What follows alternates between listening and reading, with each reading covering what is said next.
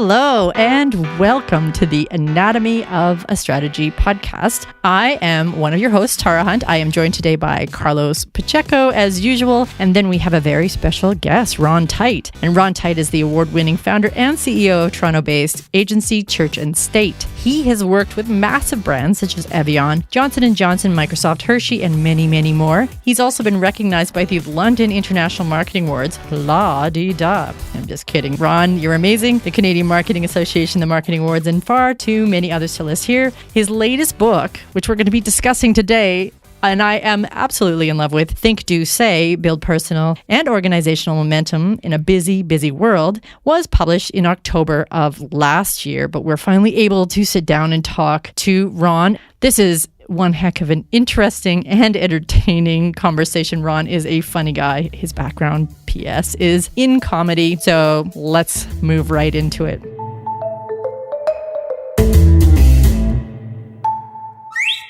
Welcome, Ron Tite, to the Anatomy of a Strategy podcast. We are so excited to have you here in our office. Yeah, which is an amazing space. I love it. Thanks for having me. Yeah, in our little humble podcast room. So we have so many things to talk about today. Yeah. I have so many questions. I mean, I think I started favoriting your LinkedIn posts because of rants that you have that, trigger sort of conversations. But also you have a new book out, which is remarkable to talk about in a couple ways because Think, Do, Say, in itself, I love the whole premise to it, the design of it. We could talk about that, as well as the way that you did the audiobook, which we were talking about earlier, which we'll talk about in the podcast here. Yeah. All very remarkable, I think, is there a Titian way of doing things now? Could we coin that? And then also you run an agency, Church and State. It's how old is it now? It's 7 years old. 7 years. Yeah. So you're at turning 8. You're over that hump of, okay, we were going to revolutionize, then we learned a bunch of things. And now we still revolutionize, but not we're not completely disrupting the model. Totally. So you have realism there. So there's a whole bunch of things that we're going to try to pack into a 30-minute conversation. Ready, set, go. Yes. But I figure that it will be an entertaining one anyway. And Carlos has a whole bunch of notes here about different concepts in your book too, which I didn't even mention that pieces that I just laughed so hard when I listened to it, like a pitch slap, which I can't wait for you to talk about. So let's start where we should start. Let's start with Church and State. Yep. Let's establish that you are a agency owner. You didn't start as an agency owner? No, I was executive creative director at Havas before that. But I just, there were a couple of things. I thought that the world of advertising was changing. I literally remember being in Montevideo shooting a TV spot and going, how are we still doing this shit? This is crazy that we're still traveling halfway in the world for 15 seconds. Come on, this is insane. Sorry to interrupt. Yeah. I had a serious conversation with a brand designer, evangelist for someone who would produce or create commercials, and literally saying that they would come up with exorbitant or places just to travel in the client's There was a term for that. Do you know what the term was? No. It was called the golden suitcase. Oh my goodness. Okay. So you were totally doing that. Suspected it as a media planner and media buyer at an agency I was working on, where I would see the art directors fly off to Hawaii for a beer commercial. And I was like, why do they need to go to Hawaii? It's because when they were coming up with the idea, the first line of the script was, "We open on a beach in Hawaii." Yeah. The sound of Hawaiian music fills the air. Yeah. Well, we can talk definitely. I'll let you finish answering your question, but we can talk definitely about the fact that that is part of the reason that we're in a crisis right now with clients, and the agency model is the trust is broken and stuff. We'll talk about that too in a little bit, but go back to you were there. Yep. You were like, this is crazy. Then what happened? Yeah, and it wasn't, I think there was an element, it's not that was dead. Right. Because it's still very much a lot, but it was just like, but there are other ways to do this. Right. And what year was that? And that was 2011. Okay, yeah. So we were well into the internet age. Yeah. We were well into the internet age, but it hadn't quite paid off yet, right? People were still kind of clamoring around wondering how to really best optimize to do it. But so there was that factor. There was also the fact I wasn't sure whether the holdco model, like what was there. But I was also starting to speak, and that was really starting to grow. And so it was difficult. I had a staff of, I don't know, a creative department of 25, 30 people, whatever. And it was like, I can only take so much time off. I want more freedom to pursue the things that I want to do in the way that I want to pursue them. And I don't know what that is. Right. And to do that, I need to own my own thing. Wait, just a second. So you left a job at Havas to have more freedom, like you became an entrepreneur to have more freedom? Yeah. How'd that work out for you? Really good. No, worked really well. Okay, I need to know your secrets. Yes, because I'm still working my butt off and have no free time. Well, this is it's the reminder of myself. I constantly remind myself, like, I did not start my own thing to do this. Right. And you get sucked into this thing. And so what I did very early on was I gave up equity and I brought in 2 partners who had equity, who had more than skin in the game, and said, look, I know what I'm really good at. I know what I'm not good at. And I just bought my freedom. So I'm giving you something that I, for the first few years I worked my butt off trying to build this up. But it's to the point now where I'm getting in the way and I'm not as happy as I used to be. So I stepped down as CEO 3 weeks ago. Yeah, well, oh, wow. Well, congratulations. Thank you. I was also, you kind of signaled this a few years back because it used to be the Tite group. That's right. So it had your name on it. So it's very hard to step back from something with your name on it. That was the first stage. Yeah, and you had to you rebranded. I love your rebrand. Church and State. What a great thing to call an agency because it's really kind of what agencies and brands and content. Like all sort of struggle with is finding that balance. Yeah, it was there were a couple of reasons behind the rebrand. One was strategically, I thought that's what we did best, was that nobody was looking at the ecosystem between content and advertising and how those lines had blurred. Right. And there were content agencies and there were ad agencies. And like, but it's all, as soon as Facebook, changed the algorithm and ended organic reach, it's like, look, well, everyone's got to pay to play now. So everything is an ad and everything is content. So I always loved the idea. And I was talking with my friend Bram Warshawski, who started 5 Crowd.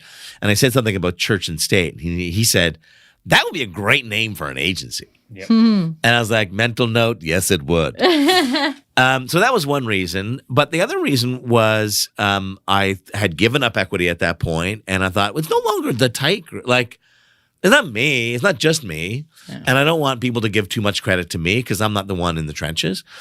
And the third part was, do you guys know Neil Pesrisha? Neil wrote the Book of Awesome, and now his next book is You're Awesome, The Happiness Equation. Okay. But anyhow, Neil's a good friend, and Neil came to the agency, but we only know each other from the speaking world. Right. And he stopped by the agency when it was the Tite group, and he walked in, and he was like, "Oh, it's a thing." Because most speakers, when your name is in the name of the company, it's just you. Right. And which is totally, there's nothing wrong with that. But he's like, there's like 20 people here. And a lot of agencies that are agencies of one will do this. We believe it's one person. They just change the pronoun. Yeah. And so it was Neil's perspective. He's like, I think you're doing yourself a disservice both as an agency and in speaking. Because if you go, well, I'm the CEO of the Tite group, people are like, it's him in his basement. Yeah. And again, nothing wrong with that. Yeah, or a co-working space. Yeah. Nowadays. So we changed it up, and I thought it was, and that was the first stage of like, this can't be about Ron. For this to scale, this cannot be about Ron. Yeah.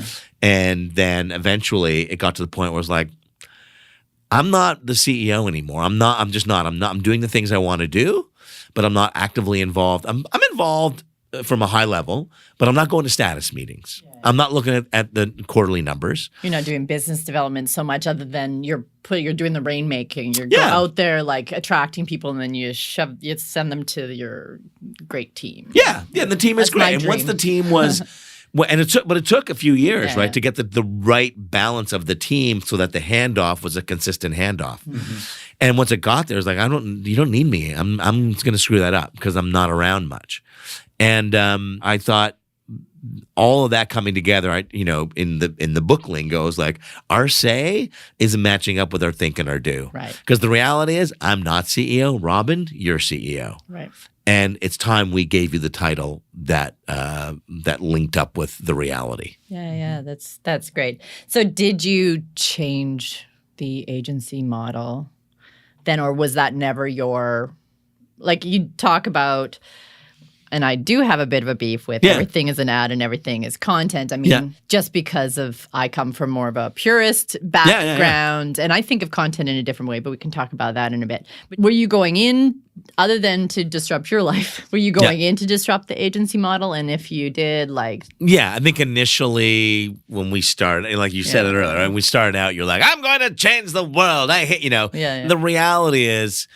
I think it actually did us a disservice in the beginning because I didn't go out. I was more interested in solving a problem, and I actually wasn't even sure whether an agency was the best way to solve that problem. What was the problem again? It was the content well, I wrote this line, and it was that brands have to be media properties and media properties have to be brands. And I thought that nobody was talking about the media side, and that just as big brands were going down, big traditional media companies were going down. Yeah. So I just said, how do we get both of those people talking together? That the Globe and Mail, revolutionizing the Globe and Mail is just as important as revolutionizing craft, Yeah. And so, but I don't know, what's the best way to do that? As a consulting company? As a production company? I don't know. I'm just going to chase solving that. So I didn't have any preconceived notions of what the agency model was supposed to be. Once we got into it, though, we started to use this line, there must be a better way. There must be a better way. And I think that why it did us a disservice was because in the beginning, I think we attracted people as employees who were not satisfied with their jobs at agencies. Right. But the reality is that when they came in and joined us, the reality was it wasn't that they didn't like working at agencies, it's that they didn't like marketing. That they didn't like the business, the category. And so they were like, oh, you're better than JWT, and then we're like, well, we're just a different version, but we're in the same industry. And if you don't like that, we can't help you. Yeah, now so at JWT, you have like timesheets and processes and stuff that they probably hate doing. And then you're like, come in, we're more creative, da-da-da. And then all of a sudden it's chaos and it's this job they hate. Yeah. And they're like, oh, clients have feedback. We're like, yep, that's the way this works. And that doesn't change. Because we're revolutionizing the agency model. Do I recognize that scenario? Yeah. And I feel bad because I think we had some innocent bystanders, people who came in expecting one thing and it wasn't a fit, and it wasn't a fit very early. And because we were new and I was trying to do things differently for the sake of doing differently, so the lack of everything. And some people just got caught in the crossfire. And I hope we treated them the right way.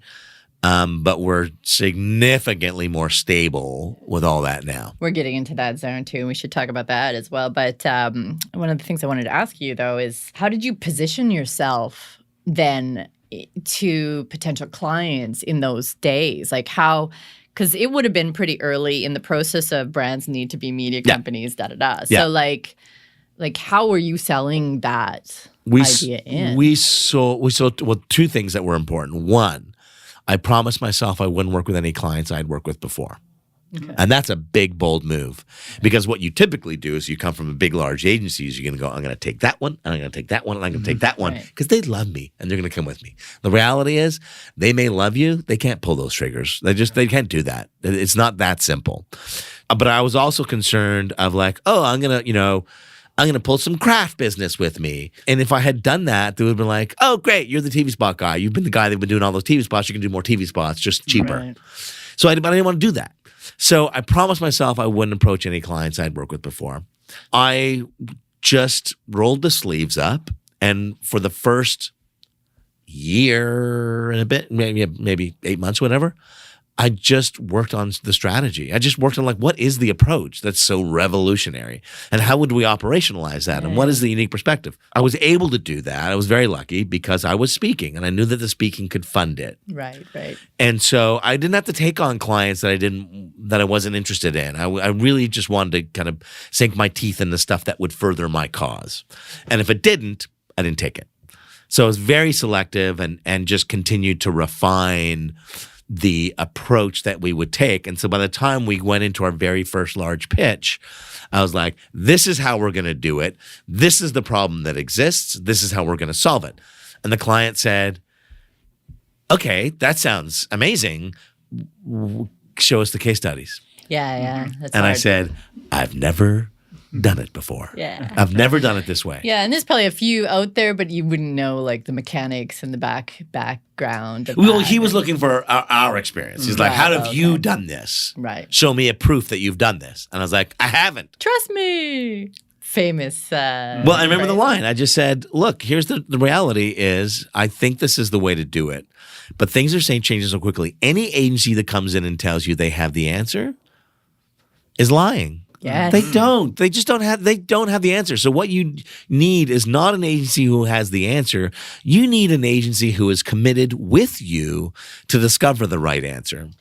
And to discover how that answer will change in 2 weeks. Yes. And that you can have an open and honest dialogue with when the numbers don't match up with when the answer is inconsistent, all that stuff. That's what you need. It'll change within 2 weeks, 2 months. 6 months, a year, 2 years. It changes along the way. I love that you just said that because it's essentially going to be a clip.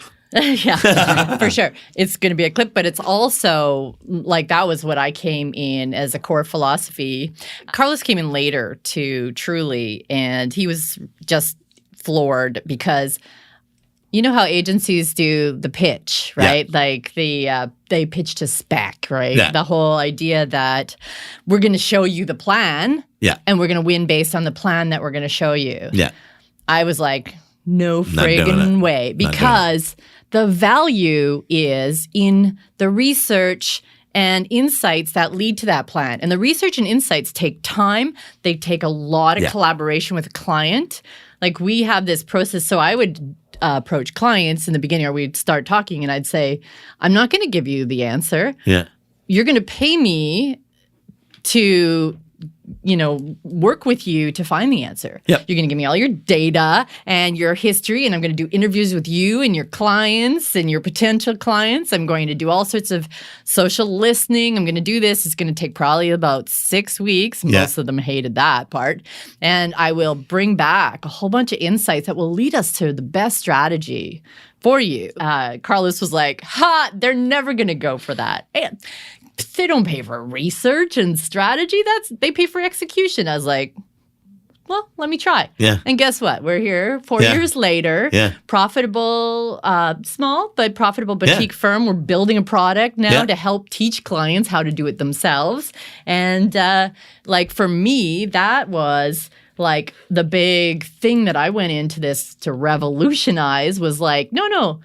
I'm not going to go in and tell anybody I know what I'm doing. Right. I'm not even going to suggest what it could be, although you're always really tempted, I think I know the solution to their issue. Yeah. Mm-hmm. But you're like, no, I'm going to stop because I know once I get into the data, once I get into the interviews and start to gather that, I'm going to be like, oh, this is actually this other thing. And if you promise them something up front, and you're executing down another path, you're not going to solve their problem and you're going to be a failure. So, yeah. I didn't buy that. Exactly. I bought this other thing. Yeah, exactly. So, for me... I think it's also egotistical for me to assume that I'm going to spend 2 weeks of superficially looking at your business without any interaction with you as a client, and I'm going to come back and tell you what you need to do? Yeah. Who the hell am I? I mean, yes, I got tons of experience in other categories, whatever. Got all of that.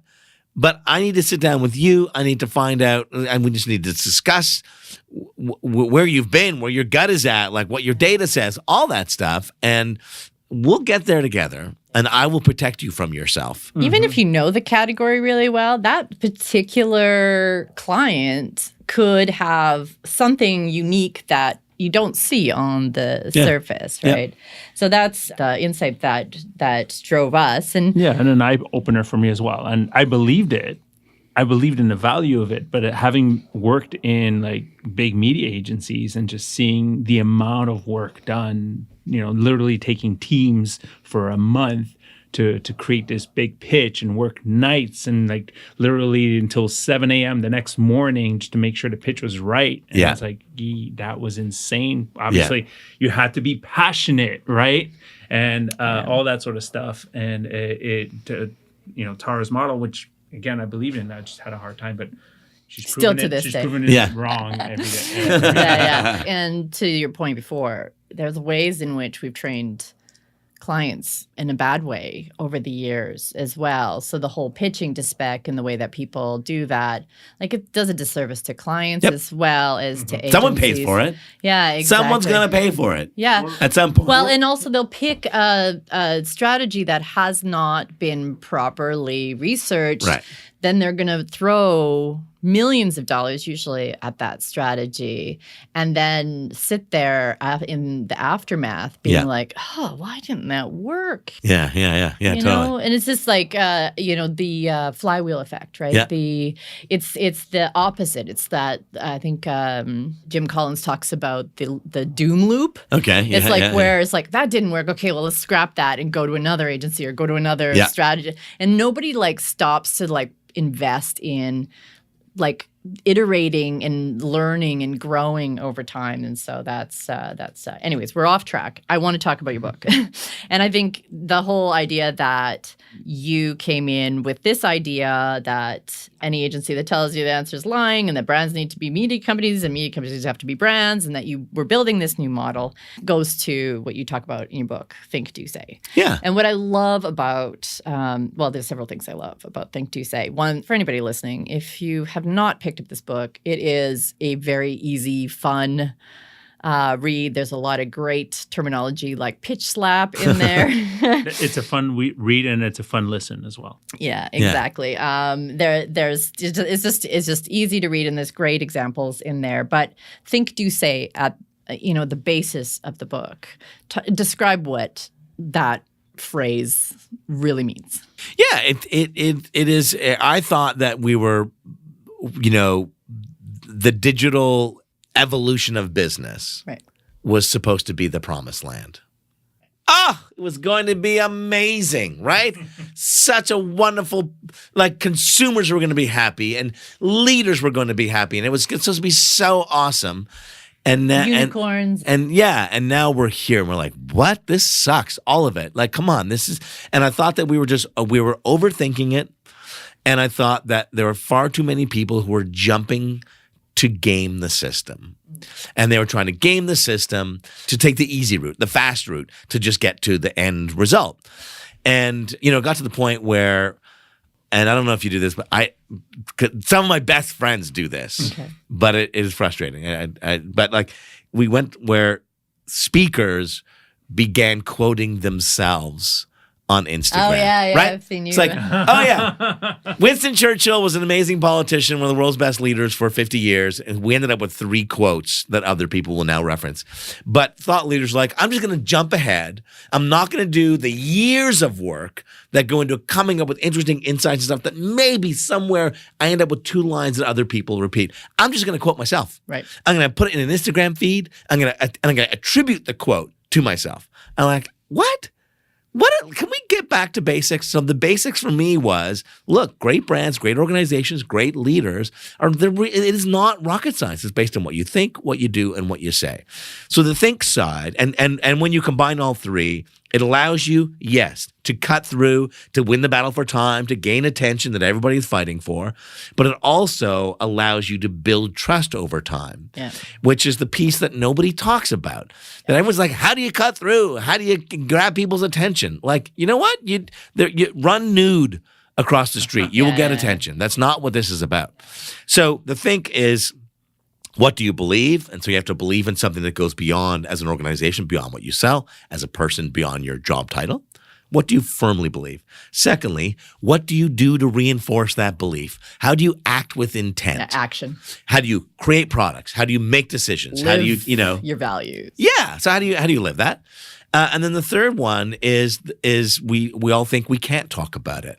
No. If you actually believe in something that people care about and you actually deliver on it, you behave in a way that reinforces that belief, that's not only worth talking about, it is so refreshing to hear. Mm-hmm. And so, but if you're going to do it, then let's just be honest about it and let's be authentic about it. And so the framework is really simple from a 30,000 foot view, and it's what we use at the agency. This is how we go in and consult the clients. It is think, do, say.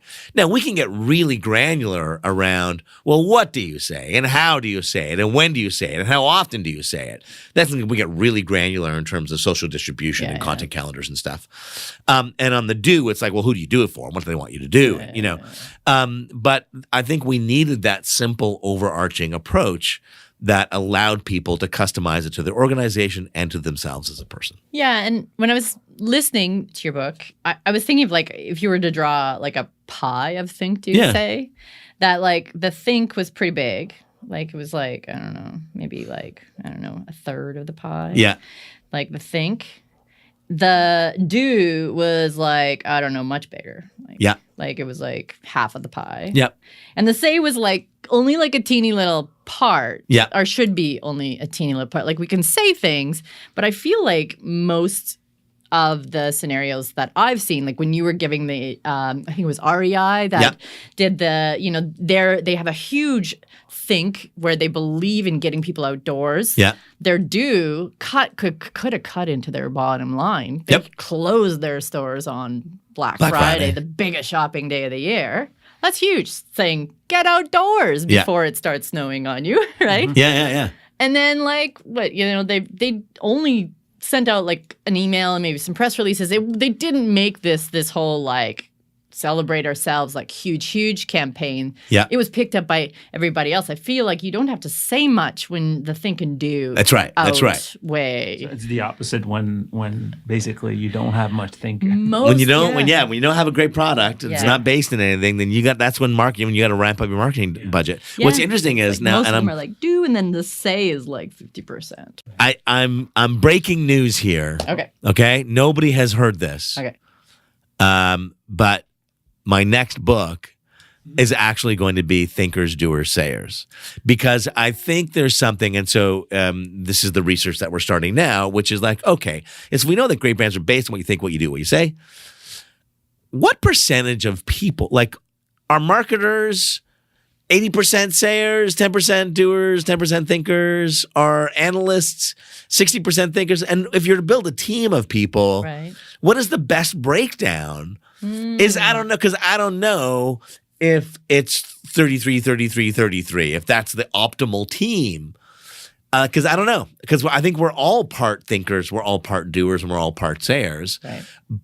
But what is the best team environment, and how does a 60-20-20 interact with a 20-40-40? Do you know what would be a great example that you could? It's kind of been overused a bit, but like historically, is Edison versus Tesla. Right. Because he was a big think doer, but he didn't know how to say very well.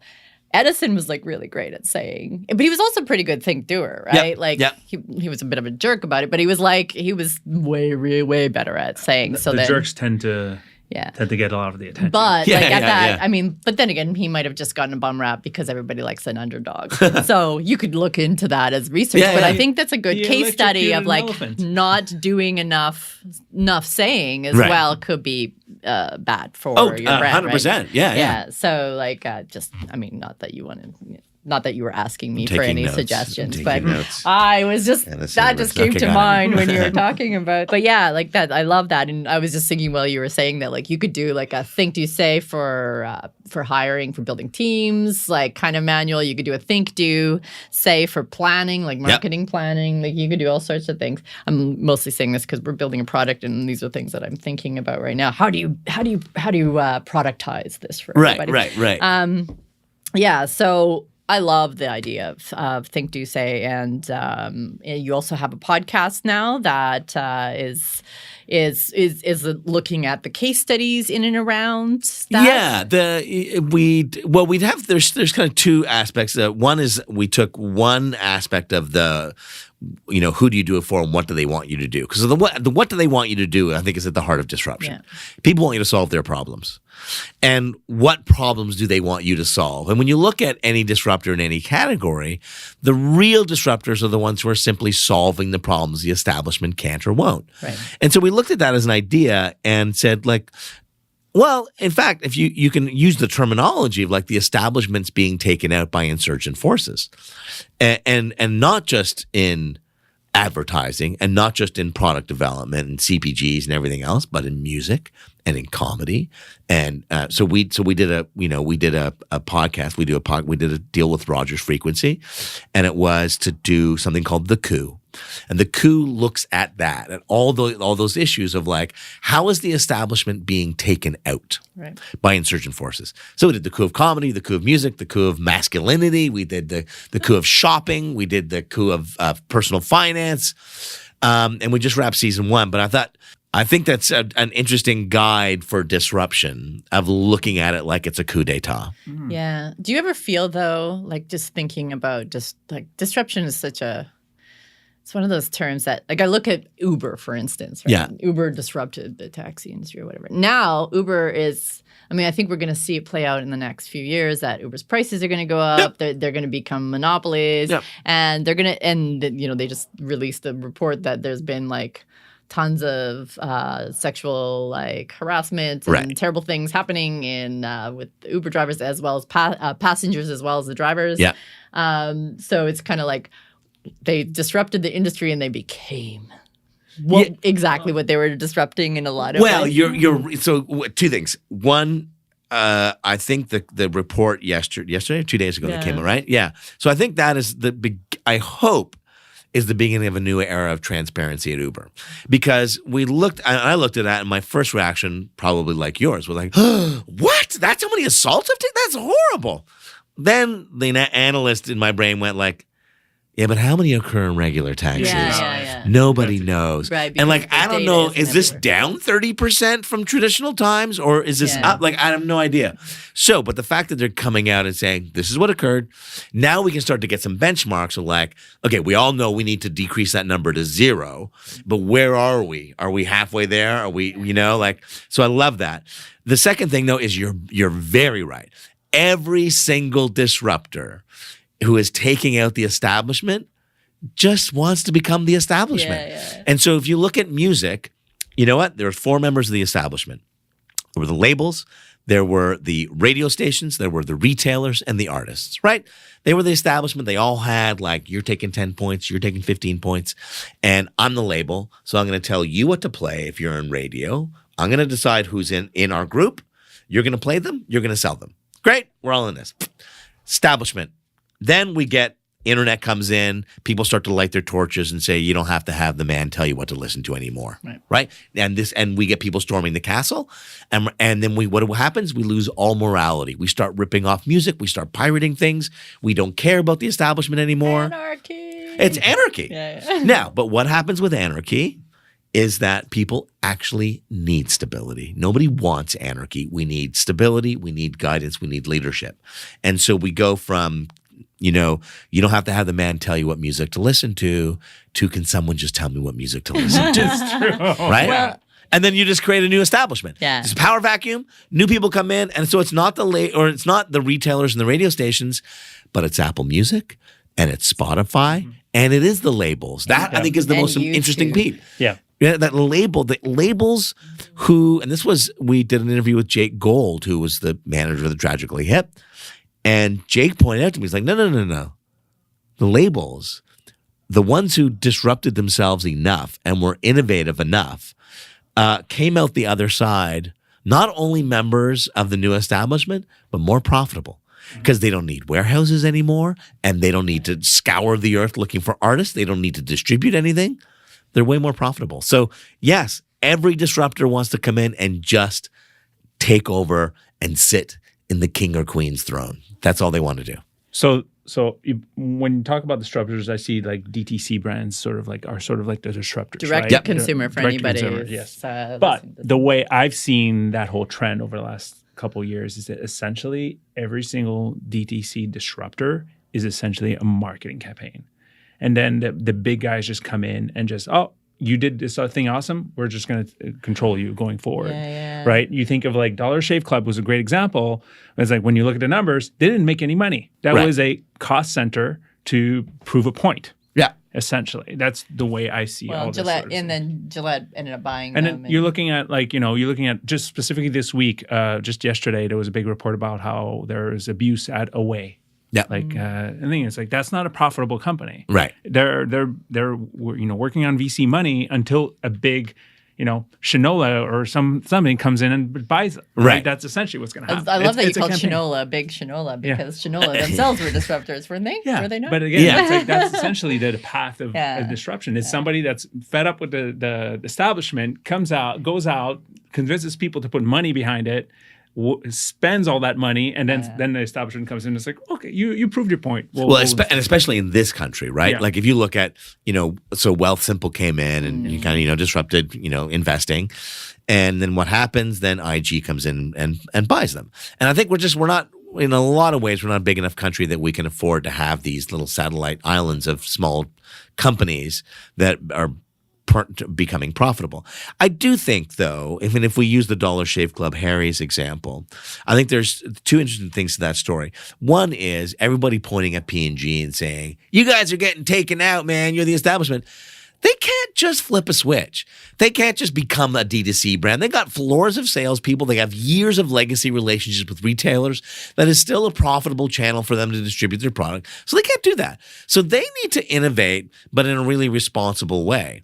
Yeah. And when you're saying that you're taking out the establishment and you're living on VC money, I think there needs to be a reality check there. Mm-hmm. Now, I'll at the same time say, was it a problem that they were solving?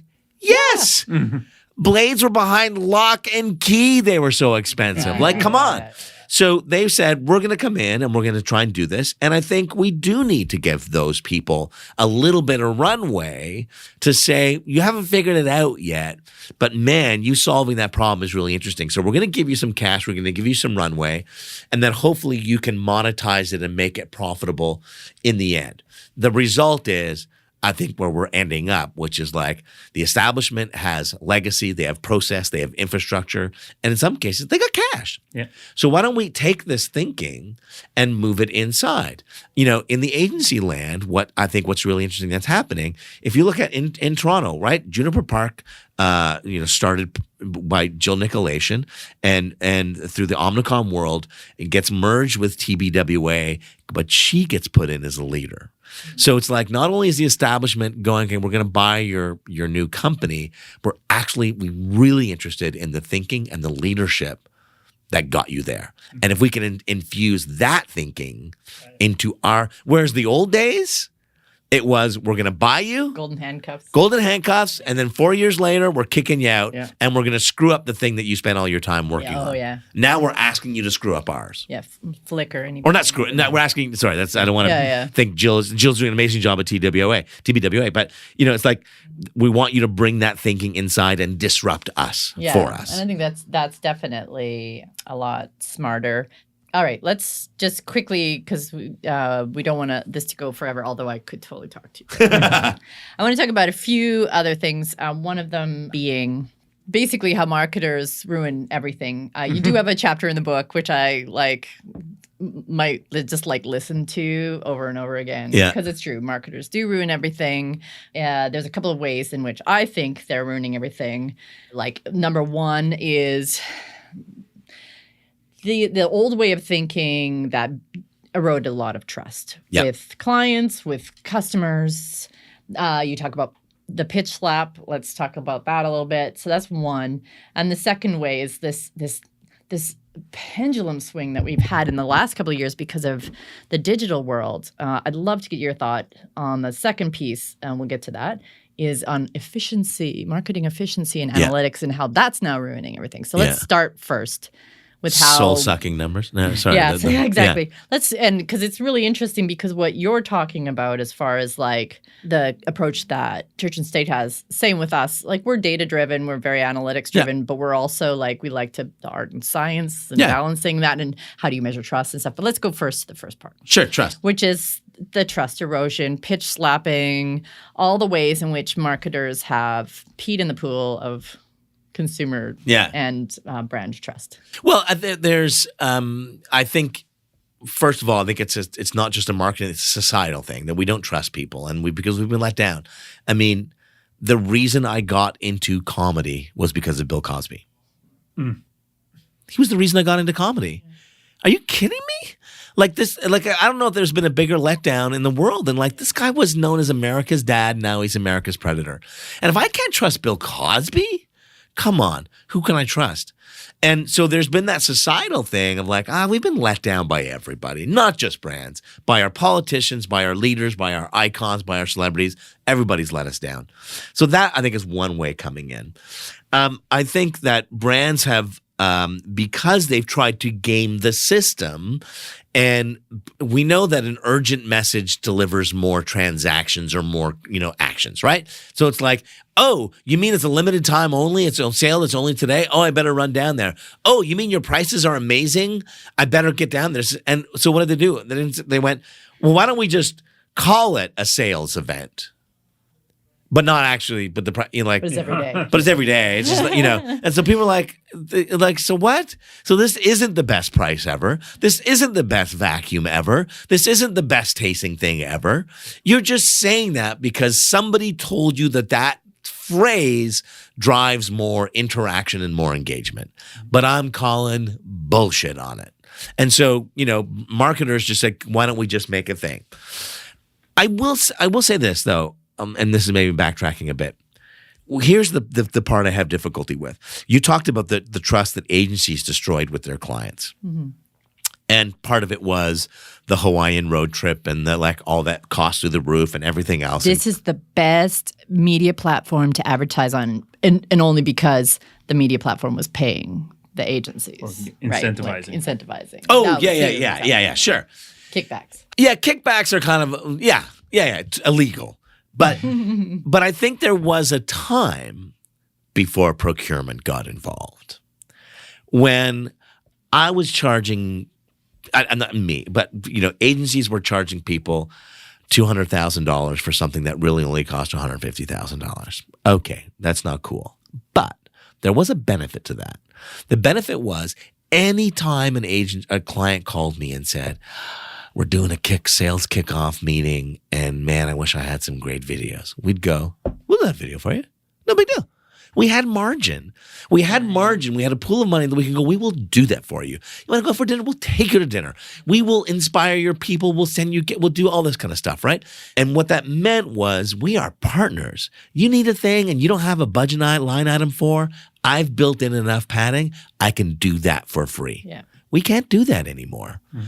And every single request, and this is the difficulty, is clients saying, like, you're not a partner on my business. And you're like, the only time you use partner is when we're discussing compensation.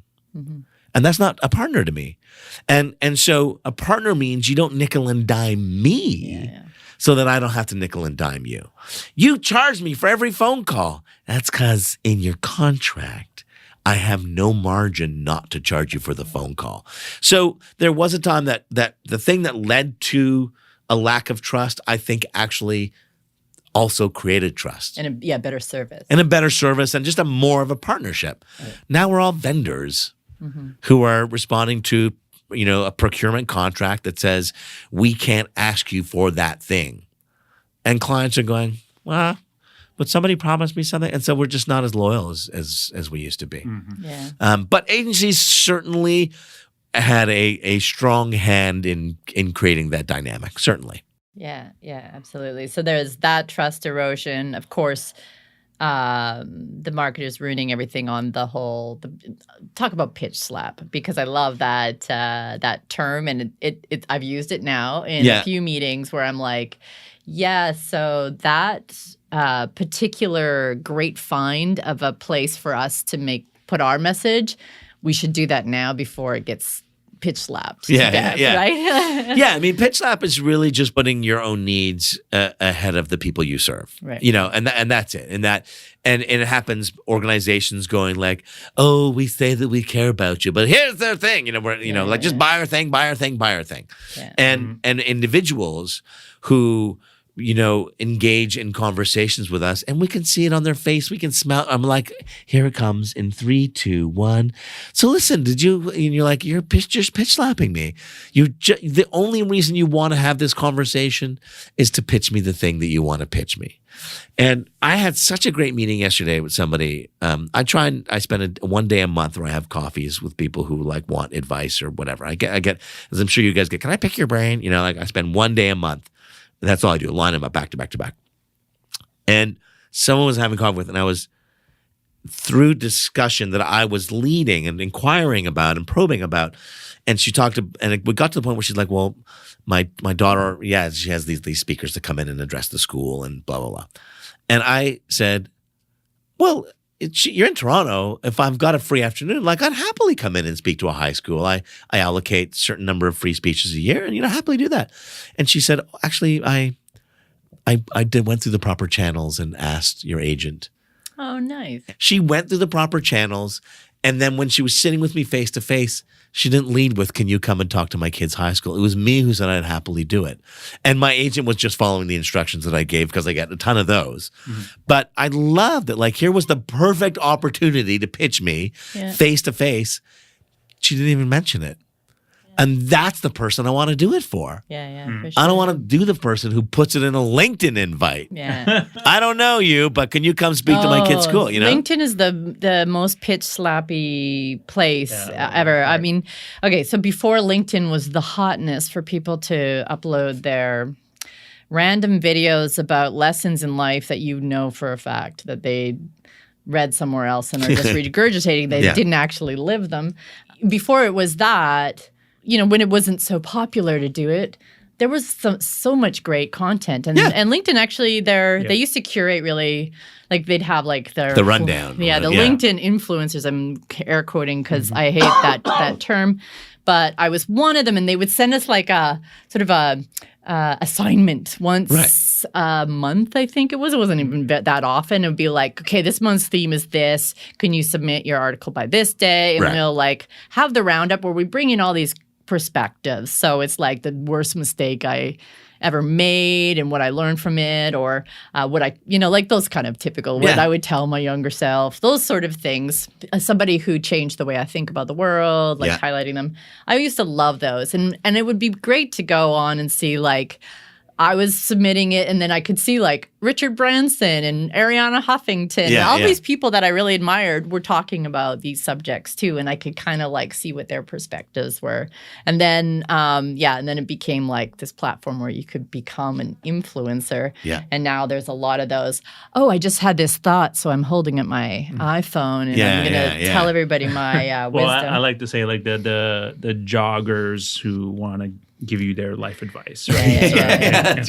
Yeah, where they just had this. Hey guys! Yeah. But that feels for me and it's not. I mean, I understand everybody wants to be heard and go out and grow their reputation. And a lot of people are trying to grow their influence, not just because they want to be influencers at the end of the day. They just want to be respected. They want to they want to feel like somebody. They want to feel like they're valuable. But these platforms have opened up this competition, this terrible basis of yelling. Everybody's just on there trying to get attention, but nobody really respects the attention. I think when you're talking about this great meeting that you had with this young woman, that she respected your attention. Yeah. She values you and your time, and that's what she was telling you in her actions. That think, do, say. Yeah, right? Exactly. Once again. And, I wish there was more of that. Yep. I wish there was more of that thoughtfulness where now that I have your attention, I value it, so I am going to respect it. It's one of the reasons I stopped my videos, because it felt like I was just now in this grind of making videos for the sake of making videos. Right. Whereas when I started them, it was I have something that I want to teach people and I want to help people with, and I feel like really passionate. And then after a while, it was like, okay, what should my video be on this week? And then I thought, oh, this is not right. That's the noise. Yeah, and so I mean, there are. I think there is a benefit to consistent delivery, right? I got in this discussion with Mitch last week, and on that podcast, right? It was like on Mitch's podcast, Mitch Jolt for listeners, and it was like I was like, man, I was show 699 for him, and I was like, that's incredible. Like, it is so incredible that you every week for 699 you've done this. Like, that is amazing, right? My brain doesn't work that way. I need a short time for, I'm doing 2 seasons. That's it. Because I need to know that there's a finish line to completely contradict Simon Sinek's new work. But for content, like, I need to know that there is that. Yeah, because then you become like you're just a filler. Yeah. And but there it gets to a point where you get so good at it that, like, Mitch has cornered the market on that and does it so well because he does it so consistently. But there are a bunch of other people who are doing the thing because they think they should be doing the thing. Yeah. And clients will say to it, like, well, we should be doing this platform. And our first, why? Yeah. Well, maybe we should be on TikTok. Yeah, maybe. Yeah, maybe. But why? Why? Yeah, exactly. Well, and I think that there's room for both. And if you do, if you're not just doing the thing to do the thing, I would say Mitch was doing it before it was the thing. Yeah, exactly. So there's an authenticity there. He enjoys having those conversations. At one point, he was probably having those. I don't know the full history, but I would imagine he was having those conversations and then thought, I should record these conversations. Yeah. And then he started recording and uploading. And then over the years, it just became like a consistent thing. So having conversations is something he would have consistently. Yeah. For other people who were like, I like what that person's doing, I should do the same thing. It's a very different motivation. For him, the motivation probably in the early days wasn't, I'm going to be famous. There was no... No, he's a journalist. He wanted to do the journalism thing. And so now when you look and you say, I want to be famous like that person, that's a very different motivation than this conversation should be recorded. It's the self-quoting, right? Yeah. I want to be worthy of people quoting me, so I'm just going to quote myself. Look at how we just came back. Yeah, that's called a callback. And we're really long on this. I'm sure that people aren't bored though, but I just want to quickly talk about efficiency and analytics. Sure, yeah. Because I think it's important, and I think the internet brought an important responsibility to marketing, important metric. But we've also learned since the influx of digital advertising that a lot of it is bullshit. Yeah. And that there is also something that's lost in the drive to efficiency, which is this nebulous, can't quite measure it thing called trust, which we've already talked about in brand, like affinity and those things that are squishy in the softer side. How then do you account for, I guess, the metrics of think, do, say? Well, I think there are, people talk about the difference between creativity and predictability. Because that's what analytics are. Like what level of predictability? If we do this headline with this photo and this thing, we know we're going to get this response. That's what is at the basis of predictability, or of analytics. And creativity is the exact opposite. That is unpredictable. That's why it is refreshing. That is why it's unique and original. And we know that any artist makes way more money from the print than they do from the original. I mean, what would you want? You want to sell 3 originals or get something into IKEA? Right. Right? I mean, we know the print makes way more money, but it's a print of an original. It is the original piece is what makes the print possible, the original thinking. And so that is where we need to get to as marketers. And so we define it as assembly line versus concept car. And the concept car is off the assembly line, and you're trying to do something just for the sake of doing it, to be completely original, and there's no plans that it's ever going to go into production. You're just doing it to do it. And then maybe through that, you learn something, and you're like, the gas cap, we can move into the assembly line. Right. And so I get the very nature of public sector or of publicly traded organizations is that you need to go to the street with some predictability of what your forecast is going to be. So I get that it would be nice to know what our response is going to be if we spend X dollars. Yeah. But shouldn't it be what we should be doing is driving that cost down? And how we drive that cost down is not just on decreasing the cost of production, but by increasing the response that is associated with that cost. And so that's original thinking that typically cuts through. I did a gig in the spring, and it was 100 CEOs, and there was something called Chatham House rules in effect. So I cannot tell you who said this, but the CEO of a very, very, very, very, very large e-commerce company that we've all bought stuff with stood before the room with his infinite wealth, and somebody talked to him about the embracing failure, and he said, we don't embrace failure. We punish failure. Because we've built 85 warehouses, we should know how to do that by now. If you run a Facebook campaign, you should know how to do that by now. And you should know what your response is going to be based on a number of set of variables. But we run experiments. And experiments are new thinking, new approaches, new insights. And the whole nature of an experiment is that it does not fail. It doesn't. Right. It may not deliver the hypothesis, but the whole idea of an experiment is what can you learn from the experiment to impact what you do. And so this is the dilemma that marketers are in, and I'm sure you guys get this, but we get clients coming and saying we want something that's never been done before, and then can you tell us what the response is going to be, and you're like, or they've deemed it a failure. That's not how logic works. No. If it's never been done before, we have no clue what the benchmark is. Yeah. And so we need to be developing concept car. Whoa, this is cool. So if you look at Coca-Cola's global budget, 70% of their budget is spent on the assembly line. It is stuff we know how it works. We've got figured all that out. The process is really slick and easy and efficient. 70%. 20% of their budget goes towards making the 70% perform better. Training, technology, process reengineering, all that. How do we improve the financials of the 70%? And only 10% is concept car. Only 10% is stuff that has never been tried before. And the core of this, I used to be the creative director on Dell, and we knew that the back page of the Globe and Mail every single week delivered X dollars cost per call and cost per every week. Yeah.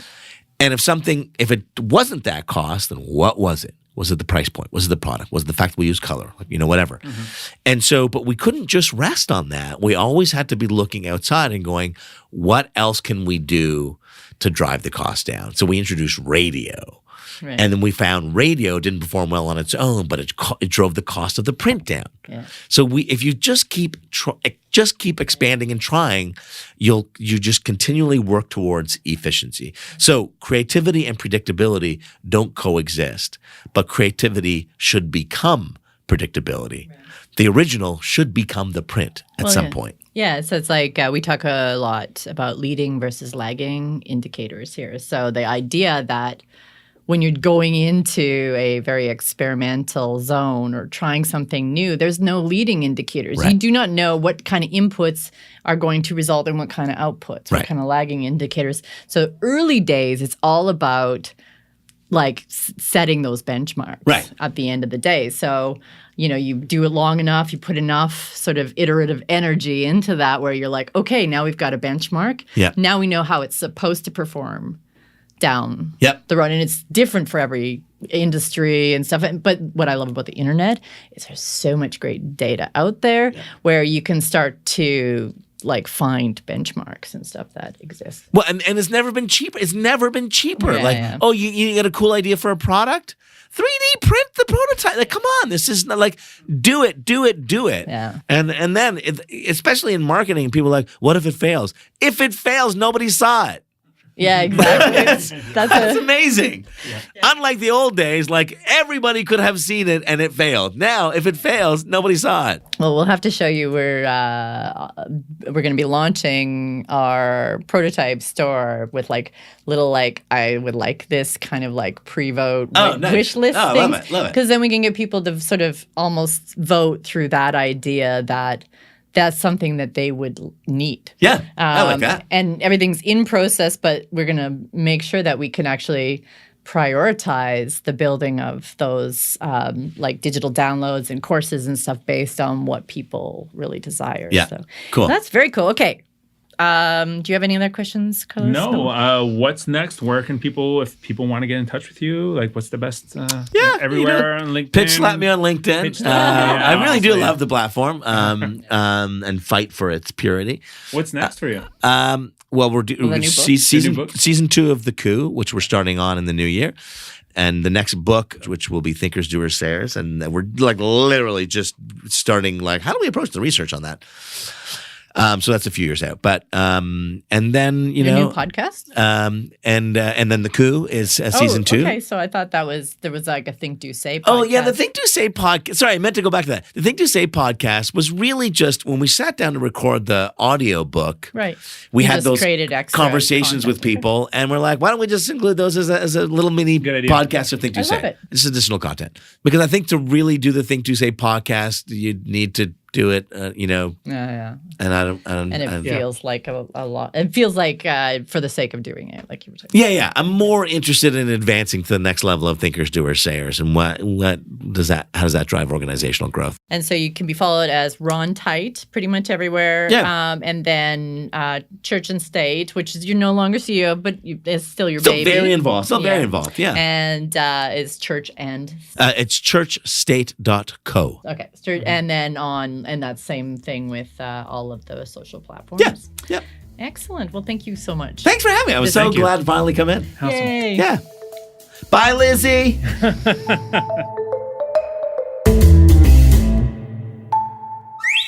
I'm sure I do not have to reiterate this. That was a fun as hell conversation with Ron. He recorded his own audio version of his book on audible.com, and it is such a pleasure to listen to. I would highly recommend not only buying the physical book, which we will leave as a link in the show notes here, but also if you get a chance and you do like listening to audiobooks, try Ron's. I've listened to a few other audiobooks since I listened to Ron's, and I want Ron to record every audiobook. Thank you so much for listening. Happy New Year. Thank you so much for your support. And if you enjoyed this, if you're a first timer to Anatomy of a Strategy, please do subscribe and tell friends, share it, and give us some ratings on Apple Podcasts. Please let us know what you think, who you'd like to see on the podcast. I'm Tara Hunt, and this is Anatomy of a Strategy.